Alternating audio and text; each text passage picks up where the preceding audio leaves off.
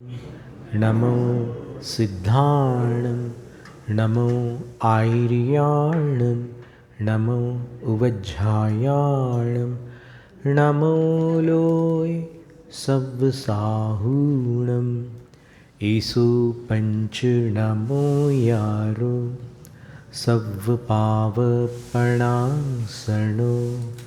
मङ्गलाळं च सव्वेसिं पढमं हवै मङ्गलं चत्तारि मङ्गलम् अर्हन्तमङ्गलं सिद्धमङ्गलं साहुमङ्गलं केवलिपण्णत्तो धम्मो मङ्गलं चत्तारि लुगुत्तमा अर्हन्तलुगुत्तमा सिद्धलुगुत्तमा साहुलुगुत्तमा केवलिपण्णत्तो धम्मो लुगुत्तमा चत्तारि शरणं पव्वज्जामि अर्हन्तशरणं पव्वज्जामि सिद्धशरणं पव्वज्जामि साहुशरणं पव्वज्जामि केवलिपण्णत्तो धम्मो शरणं पव्वज्जामि। तीन लोक तीन काल के पंच परम गुरु अरहंत सिद्धाचार्य उपाध्याय सर्व साधु परमेश्वरी भगवंतों को भक्तिपूर्वक नमस्कार। जम्बूद्वीप भरत क्षेत्र आर्यखंड भारत देश हुंडाव सर्पणी काल के 24 तीर्थंकर वृषभादि महावीर पर्यंत धर्म तीर्थ शासन नायकों को विनम्र प्रणाम। 12 अंग और 14 प्रकीर्णक रूप भगवती जिनवाणी सरस्वती देवी माता को भावपूर्ण वंदन। पूर्व शताब्दी के ज्ञानी ध्यानी तपस्वी परम श्रद्धेय चारित्र चक्रवर्ती धर्म धुरंधराचार्य शांति सागर गुरुराज को त्रिभक्तिपूर्वक बारंबार नमोस्तु। दीक्षा शिक्षा गुरु आचार्य विद्यासागर महाराज को नमोस्तु।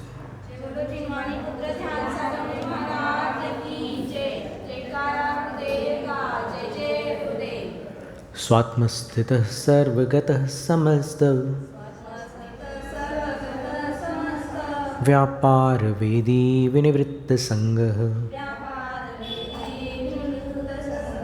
प्रवृद्ध कालोप्यजरुवरेण्यः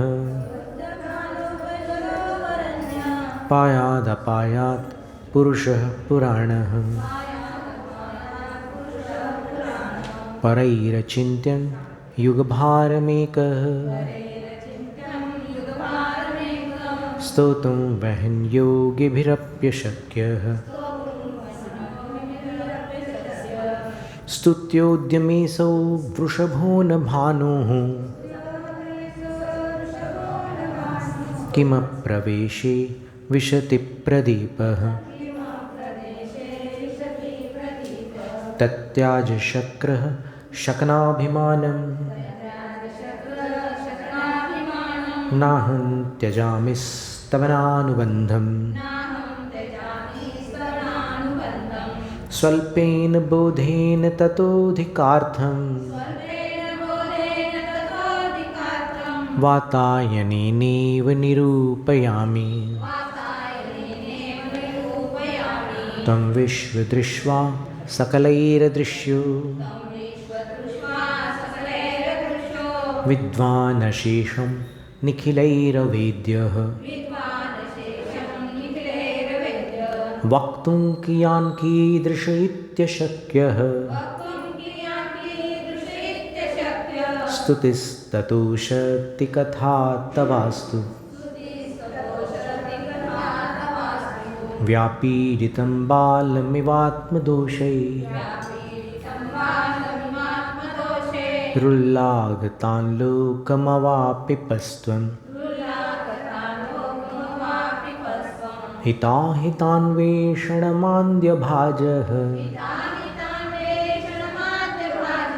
सर्वस्य जन्तोरसि बालवैद्यः दाता न हर्ता दिवसं विवस्वा नद्यश्व इत्यच्युतदर्शिताशः सव्याजमेवं गमयत्यशक्तः क्षणेन दत्सेऽभिमतन्नताय उपैति भक्त्या सुमुखः सुखानि त्वयि स्वभावाद् विमुखश्च दुःखम् सदा वदातद्युतिरेकरूपस् तयोस्त्वमादर्श इवावभासि अगाधताब्धेः स यतः पयोधिर् मेरुश्च तुङ्गा प्रकृतिः स यत्र द्यावा पृथिव्योः पृथुता तथैव व्यापत्वदीया भुवनान्तराणि तवानवस्था परमार्थतत्त्वं त्वया न गीतः पुनरागमश्च दृष्टं विहाय त्वमदृष्टमैषीर् विरुद्धवृत्तोऽपि समञ्जसस्त्वं स्मरः सुदग्धो भवतैव तस्मिन् नुद्धूलितात्मा यदि नाम शम्भुः अशेतवृन्दोपहतोऽपि विष्णुः किं गृह्यते येन भवान् जागः स नीरजः स्यादपरो घवान् वा तद्दोषकीर्त्यैव न ते गुणित्वम् स्वतोऽम्बुराशेर्महिमानदेव स्तोकापवादेन जलाशयस्य कर्मस्थितिं जन्तुरनेकभूमिं नयत्यमुंसा च परस्परस्य तन्नेतृभावं हि तयोर्भवाब्धौ जिनेन्द्रनौनाविकयोरिवाख्यः सुखाय दुःखानि गुणाय दोषान् धर्माय पापानि समाचरन्ति तैलाय बालाः सिकताः समूहम् निपीडयन्ति स्फुटमत्वदीयाः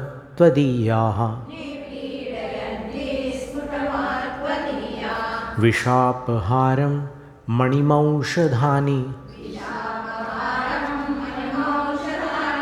मन्त्रं समुद्दिश्य रसायनं च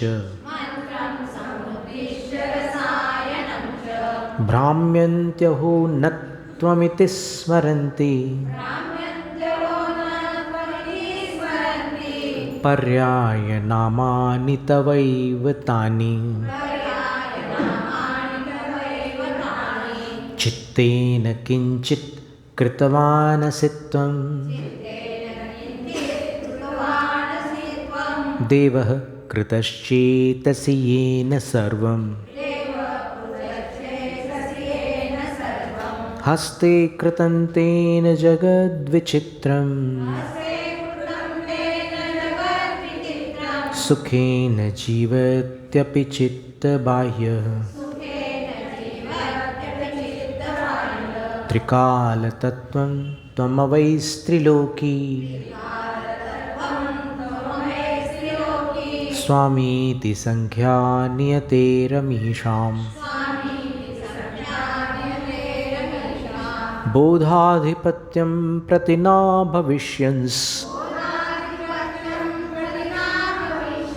तेन्येऽपि चेद्व्याप्स्यदमुनपीदम्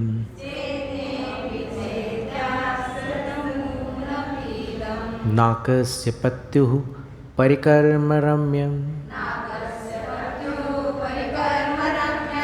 नागम्य रूपस्य तवोपकारी तस्यैव हेतुः स्वसुखस्य भानो रुद्बिभ्रतश्छत्रमिवादरेण क्वोपेक्षकस्त्वं क्व सुखोपदेशः सचेत् किमिच्छा प्रतिकूलवादः क्वासौ क्वा सर्वजगत्प्रियत्वं तन्नो यथा तथ्यमवेविचन्ते तुङ्गात् फलं यत् तदकिञ्चनाच्च प्राप्यं समृद्धान्न धनेश्वरादेः निरम्भसोऽप्युच्चतमादिवाद्रेर्नैकापि निर्यातिधुनीपयोधेः त्रैलोक्यसेवा नियमाय दण्डं दध्रे यदिन्द्रो विनयेन तस्य तत्प्रातिहार्यं भवतः कुतस्त्यं तत्कर्मयोगात् यदि वा तवास्तु श्रिया परं पश्यति साधु निःस्वः श्रीमान्न कश्चित् कृपणं त्वदन्यः यथा प्रकाशस्थितमन्धकारस्थायी क्षतेसौ न तथा तमःस्थम् स्ववृद्धिनिश्वासनिमेषभाजी प्रत्यक्षमात्मानुभवेऽपि मूढः किञ्चाखिलज्ञेयविवर्तिबोधस् स्वरूपमध्यक्षमवैति कुलोकः तस्यात्मजस्तस्य पितेति देव त्वामेव गायन्ति कुलं प्रकाश्य तेद्यापि नन्वाश्मनमित्यवश्यं पाणौ कृतं हेम पुनस्त्यजन्ति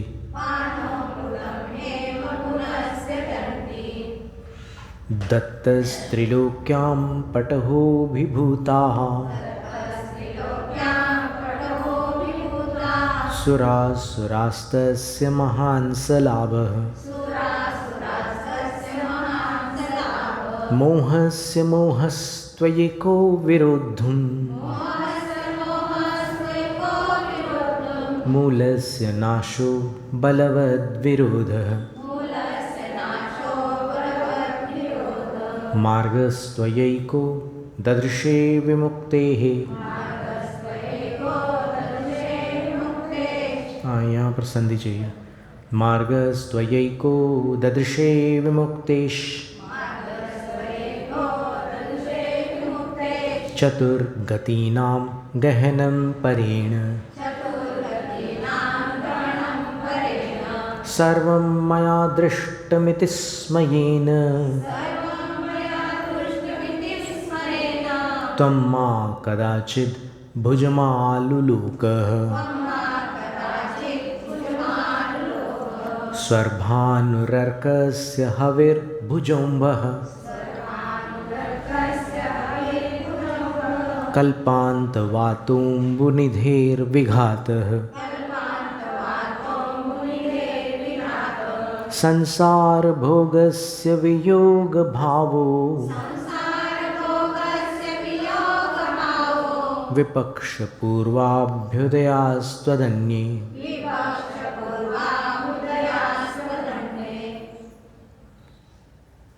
26 तक आए थे अपन, 27 है। 26 वाले काव्य का अर्थ एक बार देख लें।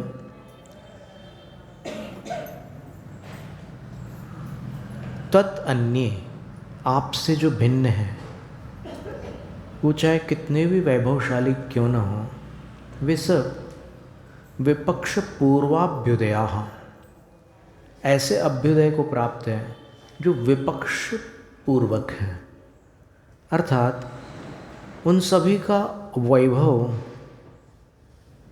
विपक्ष सहित है।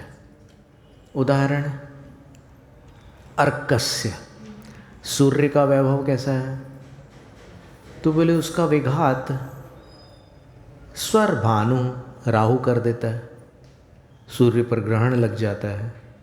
तो सूर्य का जो तेज है उसमें ये अड़चन आ रही है कि ग्रहण काल में वो सूर्य का तेज तिरोहित हो जाता है, दब जाता है। फिर हविर्भुज, अग्नि के बारे में क्या है? तो अग्नि के विषय में कहा कि अग्नि में ज्वालाएं होती है, अग्नि में प्रकाश होता है, अग्नि में गर्माहट होती है, अग्नि में पकाने की क्षमता भी होती है, जलाने की क्षमता भी होती है। ये सारा अग्नि का वैभव है। लेकिन अम्बः, उसका विघातक कौन है? जल। तो ये समस्या है अग्नि के साथ। फिर कल्पांतवात अम्बुनिधेर विघातः, जो अम्बुनिधि अर्थात समुद्र है। अम्बुनिधि शब्द कहीं सुना है आपने? कहाँ पर? भक्तामर में। बहुत अच्छी याददाश्त। अब काव्य संख्या का और बता दो तो याददाश्त और महान कहलाएगी।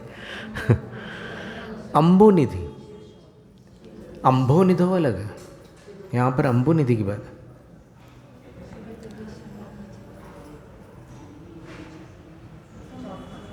चौथे काव्य में को वा तरी तुमलमम्बुनिधिम भुजाभ्याम। तो अम्बुनिधि का अर्थ समुद्र है। तो समुद्र में लहरें हैं, समुद्र में तूफान है, समुद्र में विशालता है। समुद्र की लहरें तो जब ऊपर उठती है तो एक तरह से साहित्यकारों की दृष्टि में वो आकाश को ललकारता है समुद्र, अपनी लहरों को ऊपर फेंक करके। आकाश बहुत बड़ा है लेकिन समुद्र भी काफ़ी विशाल है, तो वो आकाश को ललकारता है। समुद्र की गहराई भी बहुत अधिक होती है। जब किसी का गुणगान करते हैं तो कभी कभी कहते हैं ना कि सागर जैसे गंभीर है, सायर में वो गंभीरा सिद्धा सिद्धि मम दिसंतु। सिद्ध भगवान कैसे हैं? सायर में वो गंभीरा, सागर जैसे गंभीर है, वे मुझे सिद्धि प्रदान करें। तो ये भी समुद्र के बहुत सारे गुण हैं। समुद्र में रत्न होते हैं, समुद्र में जलचर जीव होते हैं, बहुत सारी बातें हैं। समुद्र समस्त नदियों को स्वीकार कर लेता है लेकिन फूलता नहीं है। इतनी नदियाँ समुद्र में आती है लेकिन समुद्र का लेवल बढ़ता नहीं है उन नदियों के प्रवेश से। तो ये सारे समुद्र के वैभव हैं, लेकिन उसका विघात कौन करता है? कल्पांतवातः। कल्पांतवात का अर्थ था प्रलयकालीन पवन, प्रलयकालीन आंधी। उससे समुद्र का घात होता है। कैसे? कि वो पानी को इतना उछाल देती है वो आंधी, समुद्र के जल को, कि समुद्र का निचला तल दिखने लग जाता है। यानी ऐसा लगता है कि समुद्र तो खाली हो गया, पानी पूरा ऐसे उछल गया और नीचे समुद्र का निचला भाग दिखने लगा, रत्न दिखने लग गया। फिर संसार भोग से, संसार के जो इंद्रिय सुख साधन है, भोग किसको कहते हैं? सुख सामग्री को।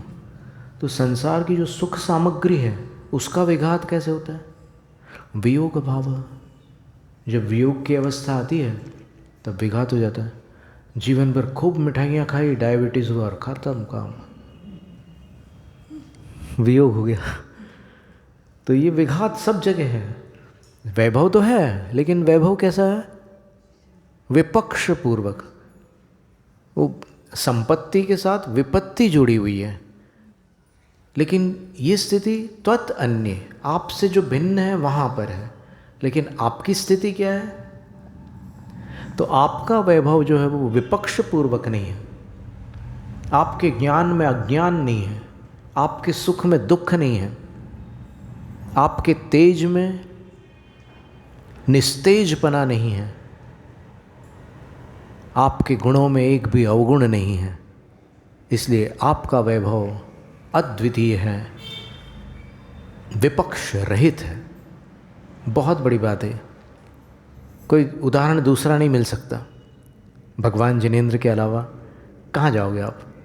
सब जगह कोई ना कोई विपत्ति है। एक श्लोक आता है कहीं पर,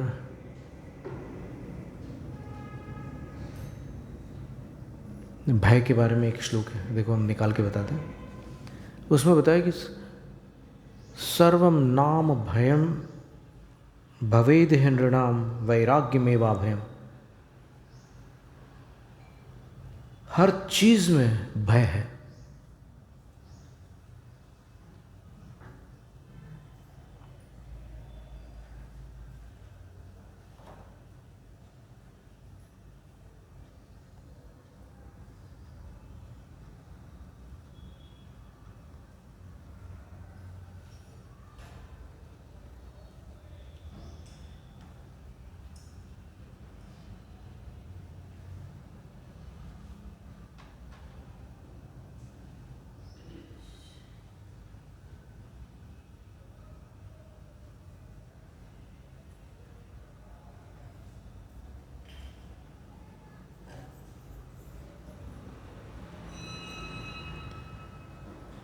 भोगे रोग भयं कुले च्युति भयं वित्ते नृपा लाद भयं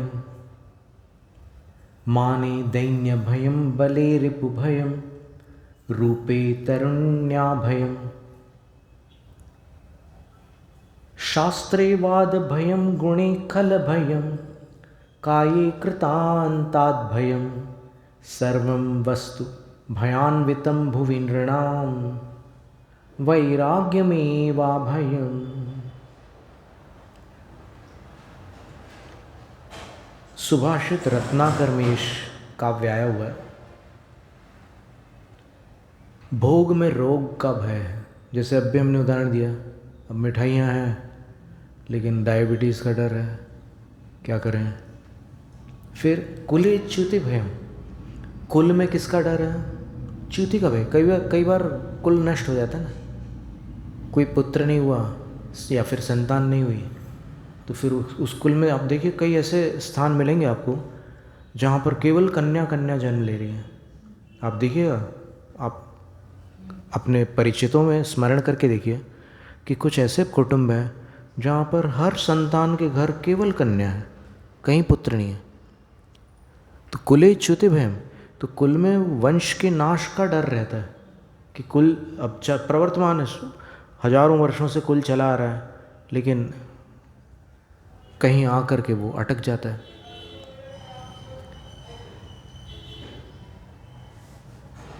आचार्य चैत्य सागर महाराज जी ने एक बात बताई थी। उनने 3 गुरुजनों का नाम लिया था। बोले कि उन बड़ों के मुख से सुनने में आया है कि जो फणा रहित पार्श्वनाथ भगवान की प्रतिमा प्रतिष्ठित कराते हैं, उनके पुत्र के पुत्री 3 पीढ़ियों तक के उनका वंश चलता है, उसके आगे नहीं। अब ये आगम वचन तो नहीं है, पर एक साधु के संस्मरण के अंतर्गत आई हुई बात है। तो ये कुल में च्युति का भय होता है। यानी वंश में नष्ट होने का डर रहता है। और किस में किसका डर रहता है? वित्ते नृपालाद भयम, जो धन संपत्ति है उसमें शासन का डर रहता है, टैक्स और भी चीज़ें, उनको इतने परसेंटेज देना पड़ता है। फिर माने दैन्य भयम, और अगर बहुत सम्मान प्राप्त हो गया तो फिर उसमें इस बात का डर रहता है कि कहीं हमें किसी के सामने झुकना ना पड़े। जो बहुत प्रतिष्ठित लोग रहते हैं ना, वो झुकना पसंद नहीं करते, तो उसमें ये दीनता का डर रहता है कि हमें कहीं सिर न झुकाना पड़े हमें। और बले रिपु भयम, और अगर बल है आपके पास तो फिर शत्रुओं का डर रहता है कि वो आकर के कुछ उपद्रव न मचाए। फिर रूपे तरुण्या भयम, और अगर आप सुंदर हैं तो फिर स्त्रियों का डर रहता है कि वो फिर आपको अपने वश में करना चाहती हैं।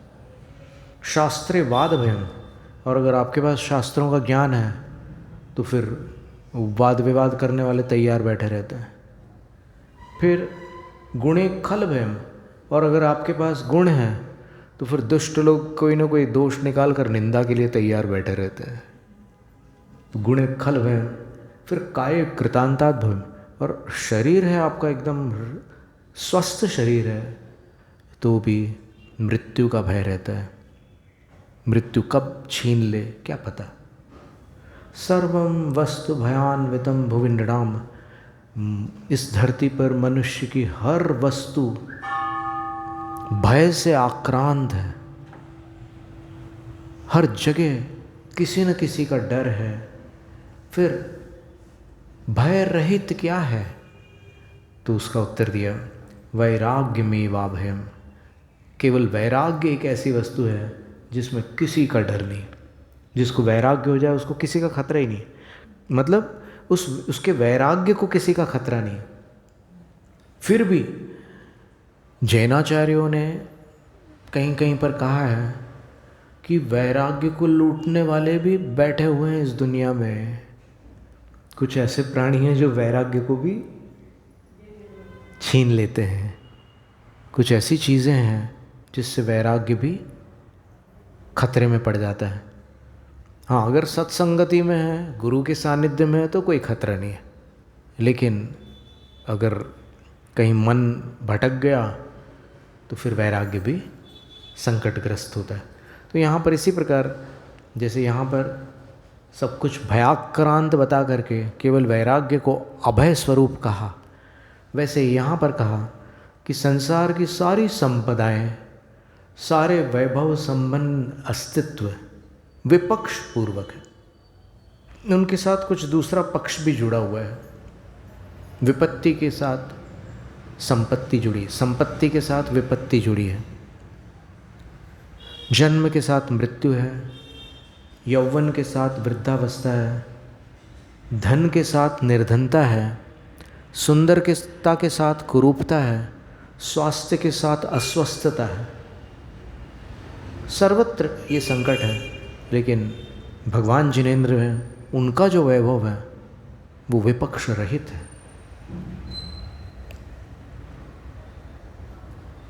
अब 27वां काव्य, अजानतस्त्वां नमतः फलं यत् तज्जानतोऽन्यं न तु देवतेति,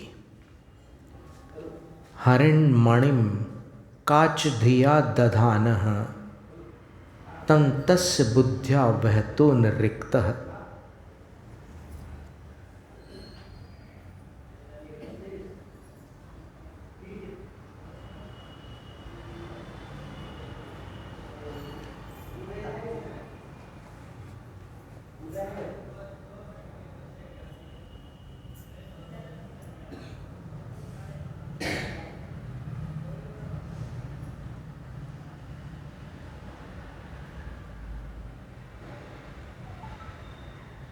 सुंदर बात है। महाकवि धनंजय सेठ की रचना है ये, आदिनाथ भगवान की स्तुति है। तो क्या कह रहे हैं भगवान से? हे भगवान, त्वाम अजानतः, आपको न जानने वाला कोई मनुष्य है। वह नमतः, अगर नमस्कार कर ले। अच्छा, पाठ बाकी है। हाँ। अजानतस्त्वं नमतः फलं यत् तज्जानतोऽन्यं न तु देवतेति। हरिण्मणिं काच धिया दधानः न तस्य बुद्ध्या वहतो न रिक्तः।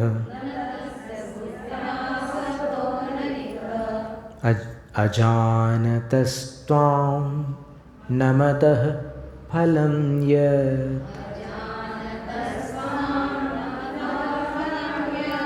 तज्जानतोऽन्यं न तु देवतेति।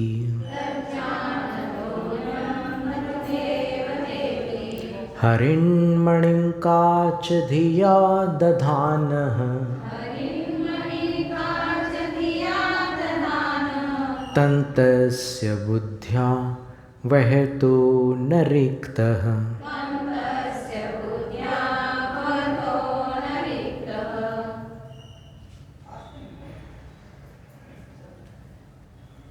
ताम अजानत, आपको नहीं जानने वाला है कोई, आपको नहीं पहचानता आदिनाथ भगवान को, लेकिन नमत, नमन कर लेता है, नमस्कार कर लेता है।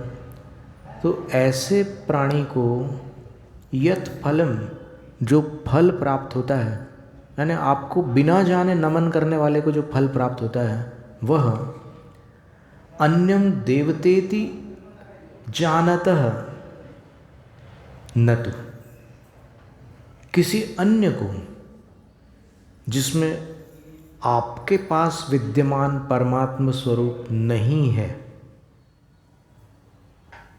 जो अष्टादश दोषों से रहित नहीं है, उनको देवतेति जानतः, उनको भगवान जानने वाला, जो भगवान नहीं है उनको भगवान जानने वाला, मानने वाला। यदि उनको भगवान जानकर नमन करता है और आपको भगवान बिना जाने नमन करता है, तो दोनों के फल में क्या अंतर है? तो बोले कि आपको भगवान बिना जाने भी नमन करने वाले को जो फल प्राप्त होता है, वह किसी और को भगवान जानकर नमन करने वाले को नहीं होता। और फिर आपको भगवान बिना जाने नमन करने वाले को फल मिलता है, ये बात कैसे पुष्ट होगी? इसके लिए कोई उदाहरण अपेक्षित है। कौन सा उदाहरण है? तो फिर उदाहरण दिया उन्होंने कि हरिण्मणिम काच थिया दधाना,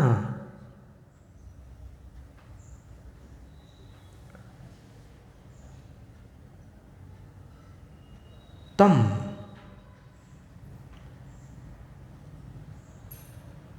तस्य बुद्ध्या वहतः,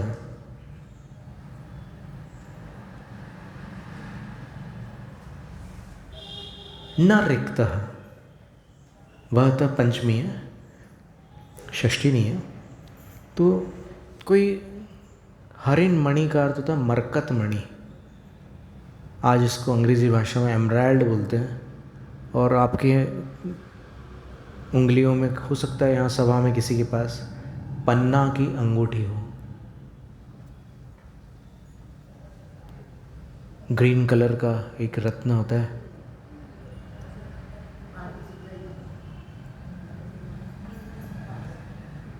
तो उसको काच दिया दधाना, कोई मनुष्य उसको साधारण काच समझ करके धारण कर रहा है, और तम तस्य बुद्ध्या वहतः, और दूसरा मनुष्य उसको पन्ना मान करके या पन्ना जानते हुए वो बुद्धिपूर्वक वहतः उसको पहने हुए हैं।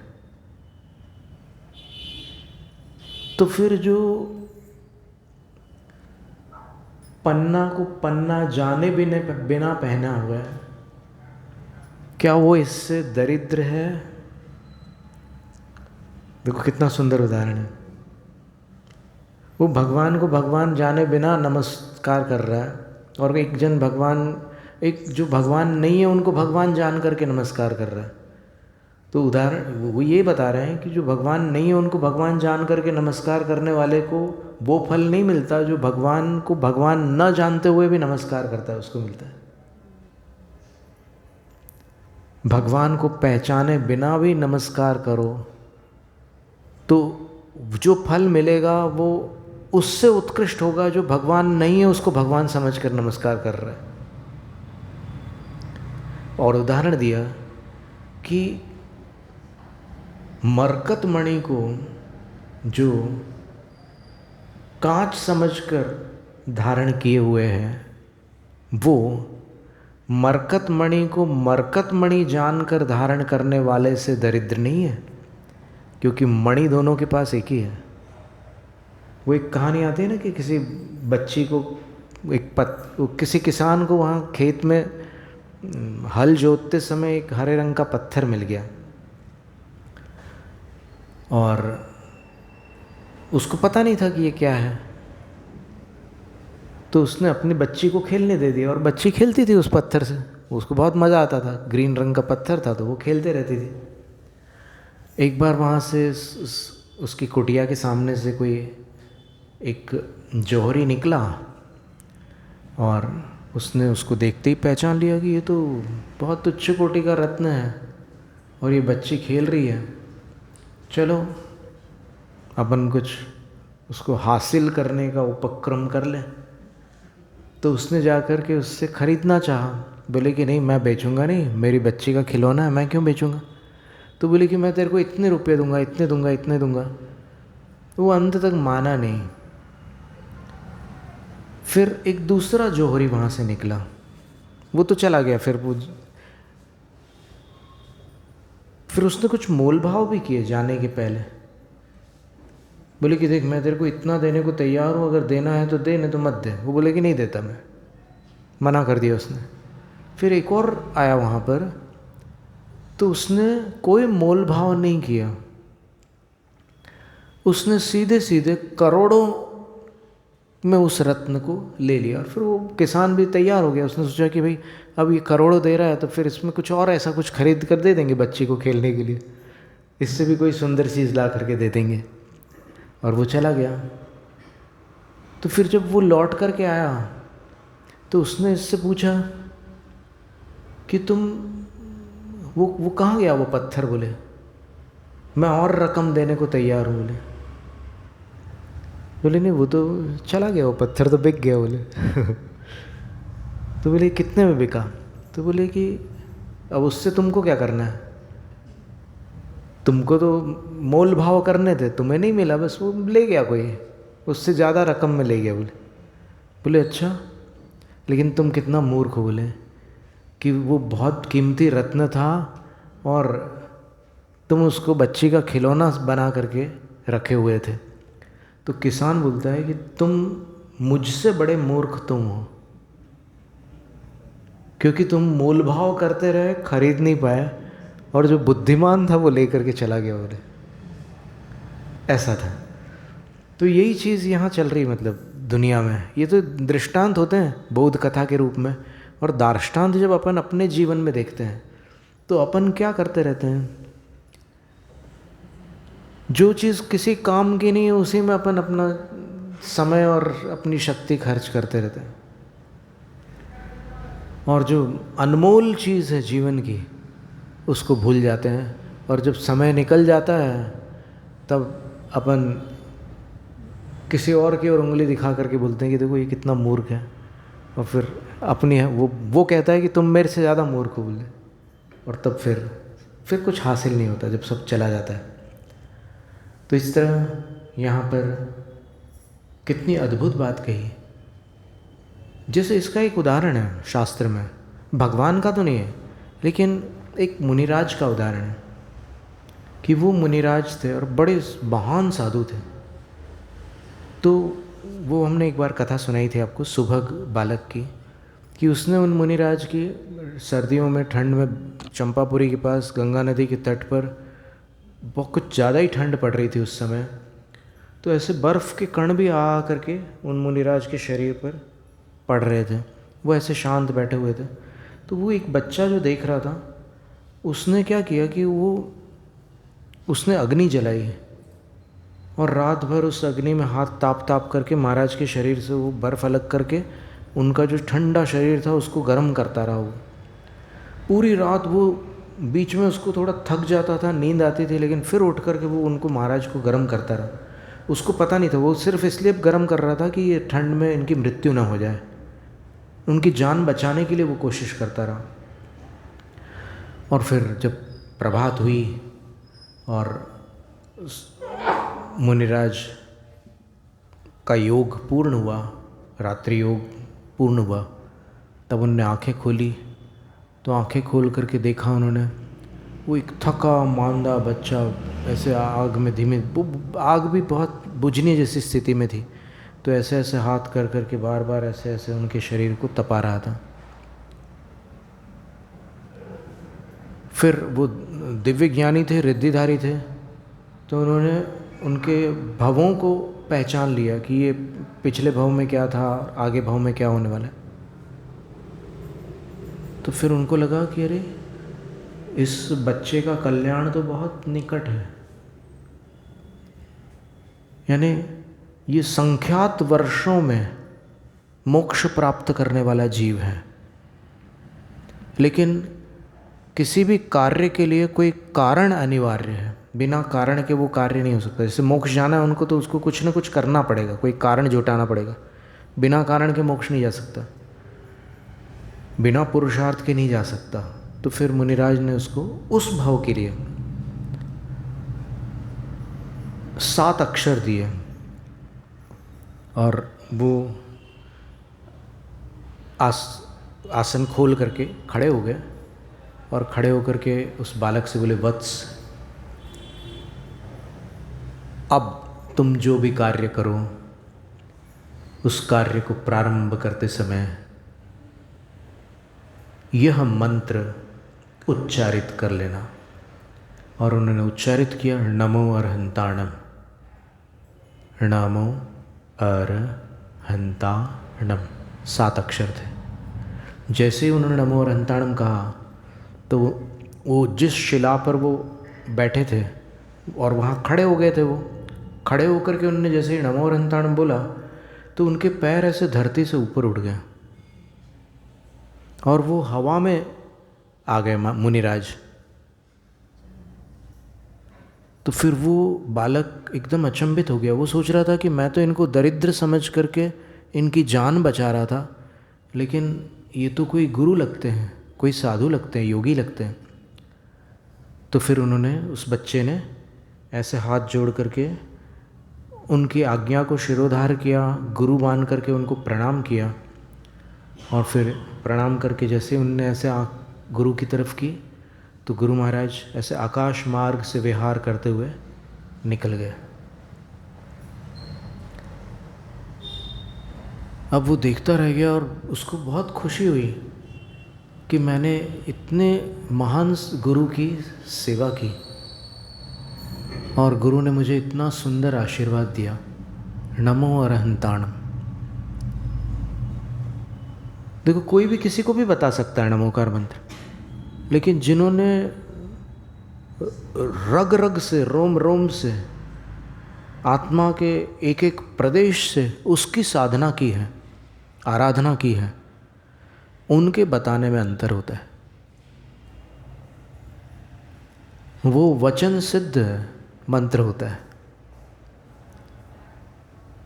उसकी फिर आपको सिद्धि करनी नहीं पड़ती, उनका दिया हुआ मंत्र आपके लिए सिद्ध मंत्र हो जाता है।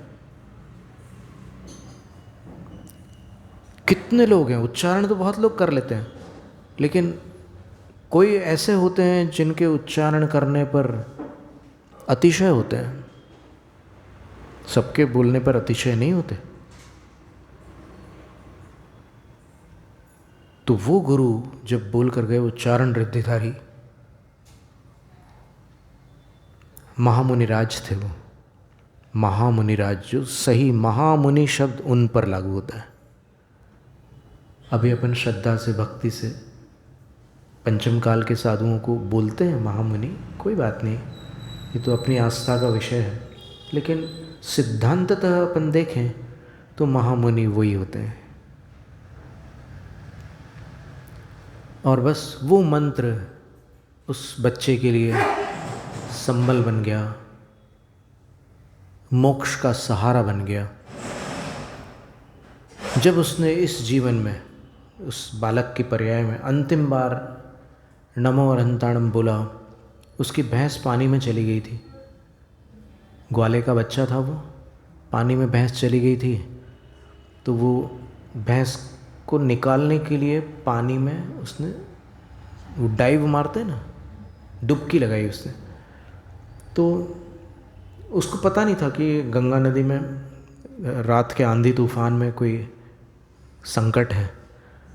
तो वहाँ पर जैसे ही पानी में अंदर गया तो फिर अंदर किसी वृक्ष की टहनी टूट करके गिरी हुई थी, बहुत बड़ी शाखा थी अंदर पड़ी हुई थी, ऐसे पानी के नीचे थी। तो वो उसको दिख नहीं पाई और उसका नुकीला भाग उसके पेट में चला गया और बस वहीं उसकी मृत्यु हो गई। मरकर वो सेठ वृषभदास की सेठानी के गर्भ में मनुष्य पर्याय को प्राप्त हुआ। और जब वो गर्भ में आया तब माँ ने स्वप्न देखे, सुंदर 4 स्वप्न देखे। और उसके पश्चात जब उसका जन्म हुआ उसका नाम सुदर्शन रखा गया, चंपा नगरी का। और बाद में भविष्य काल में वो सेठ सुदर्शन बना। और सेठ सुदर्शन के जीवन में बहुत बार ऐसे उपद्रव हुए, लेकिन अंततः उन्होंने अंतकृत केवली के पद को प्राप्त करके तीर्थंकर भगवान महावीर स्वामी के काल में पाटलिपुत्र के श्मशान से निर्वाण धाम को प्राप्त किया। 7 दिन तक उन पर उपसर्ग चला। पहले 3 दिन तक मनुष्यकृत उपसर्ग था और फिर 7 दिन देवीकृत उपसर्ग था। व्यंतरी ने उन पर उपसर्ग किया था।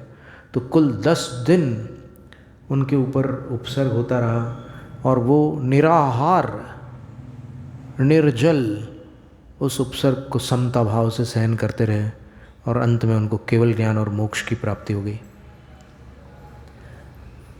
तो देखिए आप, ये संयोग की बात है कि उस बच्चे ने अनजाने में सेवा की थी। ये उदाहरण दे रहे हैं हम।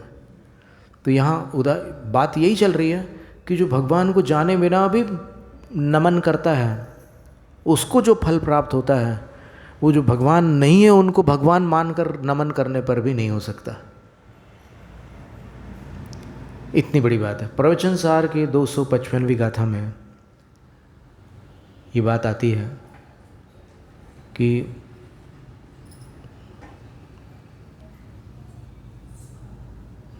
आलंबन के भेद से कर्म का फल बदल जाता है। और इसके उदाहरण साधु और जिन प्रतिमा दोनों पर लागू होते हैं। मंदिरों पर भी लागू होती है गाथा और फिर उधर भी लागू होती है मुनियों पर। गाथा में विशेष रूप से मुनियों का ही कथन है।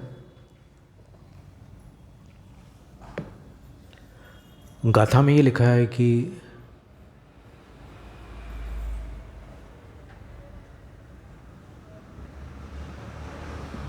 पात्र भेद से फल भेद होता है। यानी अगर आप तीर्थंकर को आहार देंगे तो उसका फल अलग होगा, सामान्य मुनि को आहार देंगे तो उसका फल अलग होगा, एलक शुल्लक आर्यिका को आहार देंगे तो फल अलग होगा। क्यों अलग होगा?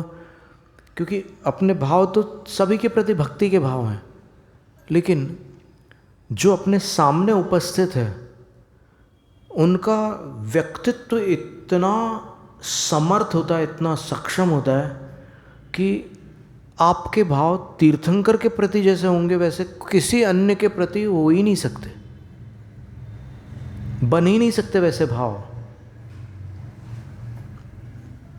मुनि के प्रति जैसे भाव होते हैं वैसे भाव आपके आर्यिका के प्रति बन ही नहीं सकते, क्षुल्लक एलक आदिक के प्रति बन ही नहीं सकते। तो वो पात्र भेद के कारण फल में अंतर पड़ता है और ये अपन नहीं समझ सकते कि क्या अंतर पड़ रहा है। अपन केवल इतना समझ सकते हैं कि मुनि के प्रति जो मेरी भक्ति है वैसी भक्ति मेरी आरेका के प्रति नहीं, इतना तो समझ में आता है। तो वो उतना अंतर तो ठीक है, लेकिन मुनि मुनि में भी जो अंतर है वो बहुत सूक्ष्म है और वो अपने को पकड़ में नहीं आता। एक मुनि के प्रति भाव अलग होते हैं, एक प्रति के अलग होते हैं, वो अपने समझ में नहीं आता, वो उनकी विशेषता से होता है। वत्थु विशेषेण फलति विपरीतम, गाथा ये है कि पात्र में भिन्नता के कारण अपने भावों का भिन्न फल अपने को प्राप्त होता है। आपको हम दूसरा उदाहरण देते हैं, मंदिरों को लेकर के आप देखिए, जिन प्रतिमाओं को लेकर के देखिए, जो भाव गोमटेश्वर बाहुबली भगवान के सानिध्य में होते हैं वो भाव किसी अन्य मंदिर में नहीं होते। अनुभव की बात है, तर्क की बात नहीं है, ये आप अनुभव करके देख लो कि वहाँ जो भाव आपके होते हैं वो कहीं और हो ही नहीं सकते। यहाँ जो भाव होते हैं वो यहीं होंगे, मुनि सुव्रत जिनालय में जो भाव होते हैं वो वहीं होंगे, बाहुबली जिनालय में जो भाव होते हैं वो वहीं होंगे, और अन्य क्षेत्रों में जो भाव होते हैं, केसापुरी है, कुंथलगिरी है, कुंडल क्षेत्र है, गजपंथ है, मांगी तुंगी है, जो भाव जहाँ होते हैं वो वहीं होते हैं। हर जगह नहीं हो सकते वैसे भाव, मिलते जुलते हो सकते हैं लेकिन अंतर अवश्य होता है। तो इसी तरह उन मुनिराज के प्रति जो इन्होंने भक्ति की थी, उनने उनकी सेवा की थी, वो जानता ही नहीं था बच्चा कि ये मुनि महाराज है। उस एक रात की सेवा ने उस मिथ्या दृष्टि बच्चे को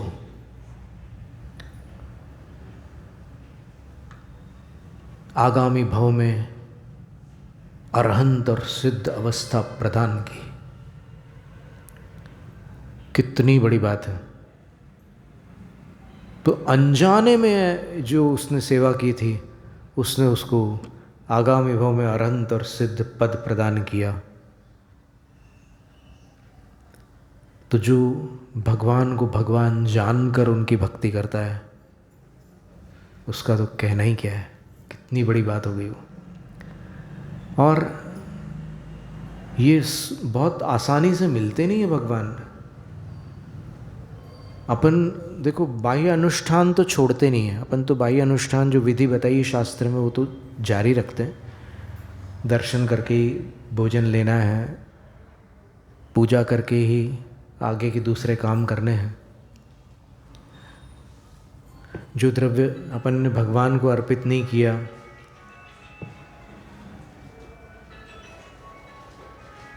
जिन पूजा किए बिना पेट पूजा कैसे करें, सम्यक दृष्टि जीव जिन पूजन बिना भोजन कैसे करें, ये सब ठीक है। पर जब देव दर्शन के लिए आते हैं तो किसी दिन अलग भाव होते हैं, किसी दिन अलग भाव होते हैं। देखो एक ही प्रतिमा में भी कई बार अंतर आता है। किसी दिन अपने पीतलेश्या से होने वाले भाव होते हैं, किसी दिन पद्मलेश्या में हो जाते हैं अपन, तो उसमें भी अंतर पड़ता है। कभी कभी भक्ति करते समय ऐसा लगता है कि थोड़ी देर और कर लें, कभी कभी लगता है कि थोड़ी जल्दी कर लें। ये सारे कितने मन बड़ा विचित्र है, लेकिन फिर भी भगवान भगवान है। उनको बिना जाने भी अगर आप नमन करेंगे, भक्ति करेंगे, तो फिर कोई साधारण फल तो नहीं हो सकता। इस तरह आदिनाथ भगवान की स्तुति करते हुए ये 27वां काव्य आज पूर्ण हुआ। जैनम जयतु शासन। स्तोत्र पठन में मेरे द्वारा यदि जो कहीं कहीं प्रमाद से कुछ अर्थ वाक्य पद मात्रा छूटे,